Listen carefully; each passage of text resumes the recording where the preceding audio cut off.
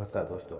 आपने महसूस किया होगा कि जो लोग अच्छे कर्म करते हैं वो परेशान रहते हैं, वही जो बुरा कर्म करते हैं वो खुशी से रह लेते हैं।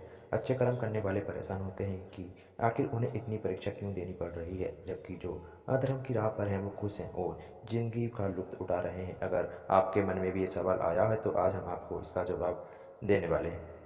भगवत गीता में वर्णित कथा के अनुसार जब भी अर्जुन के मन में कोई दुविधा होती थी तो वे श्री कृष्ण के पास पहुंच जाते थे।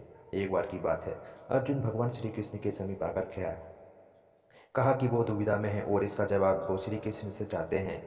श्री कृष्ण ने पूछा कि ये सवाल है। अर्जुन ने कहा, मुझे ये जानना है कि अच्छे लोगों के साथ हमेशा बुरा ही क्यों होता है, वही बुरे लोग खुशहाल दिखते हैं। अर्जुन के मुंह में ऐसी बातें सुनकर श्री कृष्ण ने मुस्कुराए और कहा, मनुष्य जैसा सोचता है और महसूस करता है वैसा ही कुछ नहीं होता, बल्कि अज्ञानता की वजह से वो अच्छाई नहीं समझ पाता। अर्जुन उनकी ये बात समझ नहीं पाए। इसके बाद श्री कृष्ण ने कहा, क्या भय वो जानते हैं?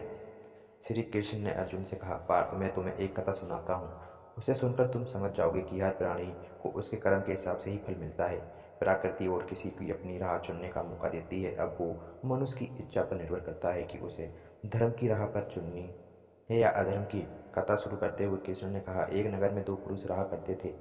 एक पुरुष व्यापारी था जिसका जीवन धर्म की बहुत मेहनत थी। वो पूजा पाठ में यकीन करता था। वो हर रोज मंदिर जाता था और धर्म धर्म की दान करता था। हर रोज भगवान की पूजा करता था। वही दूसरा पुरुष बिल्कुल विपरीत था। वो हर रोज मंदिर तो जाता था लेकिन पूजा करना नहीं, बल्कि मंदिर के बाहर जूते चप्पल छुड़ाने अगले जाता था। उसे दान और धर्म से कोई लेना देना नहीं था। समय बीतता गया और एक दिन बहुत जोर से बारिश हो रही थी। इस वजह से मंदिर के पुजारी के अलावा कोई नहीं था। एक बार जब दूसरे के पुरुष को पता चली तो उसने कहा कि यह सही मौका है मंदिर का धन चुराने का। पंडित से नजर बचाकर उसने मंदिर का सारा धन चुरा लिया। उसी समय धर्म कर्म में विश्वास रखने वाले व्यक्ति भी मंदिर पहुंचा। दुर्भाग्य से मंदिर के पुजारी ने उसे ही चोर समझ लिया और चिल्लाने लगा। वह लोग एकत्र हुए और उसे बहुत मारा। किसी तरह वो बचते बचाते वहां से निकला तो दुर्भाग्य से उसका साथ वहाँ भी नहीं छोड़ा। मंदिर के बाहर एक गाड़ी से टकरा गया और घायल हो गया।